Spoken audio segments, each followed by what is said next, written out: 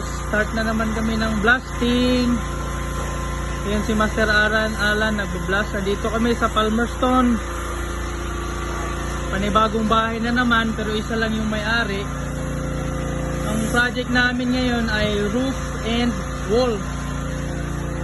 So ayun si Master Alan. Yung roof na yan hanggang likod. At ganoon din sa wall na to. Talagang bakbakin to kasi burog, tapos nagtutukla pa na yung mga pintura, lalo na dito na site.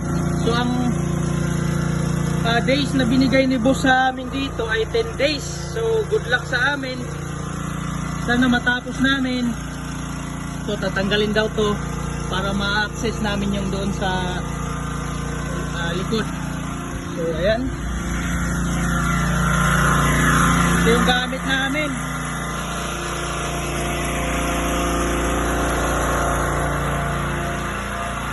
Yung bahay na to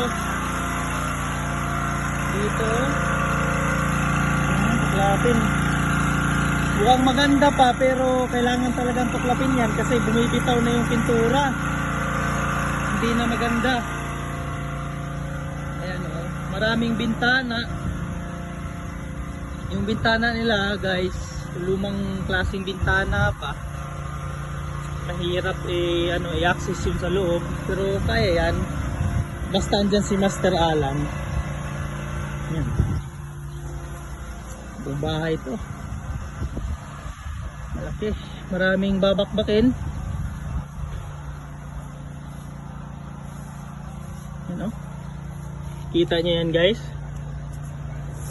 Kailangan talaga yung talagang pudpud na pudpud to. Ewan ko kay boss kung papalitan ni boss yan para maganda. Maganda siguro palitan para maganda sa paningin. Ayan o. Yan, burug-burug yan. So tingnan natin after 10 days kung anong mangyayari, kung anong resulta nito, kung maganda ba. So 100% yan, may ganda. Ayan. Ayan, hanggang dito. So dito na si Master Alan. Oh, alright, good luck sa amin. Master, kaway-kaway, shout out.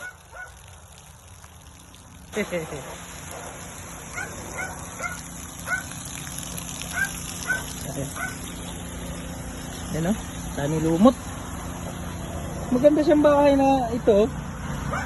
Hindi lang gaanong naalagaan kasi marami ng damo. Alulod. Grabe yung lumot. Magandang panahon ngayon. Gloomy. Pero hindi tulad nung nakaraan na ulan. Alright, bye!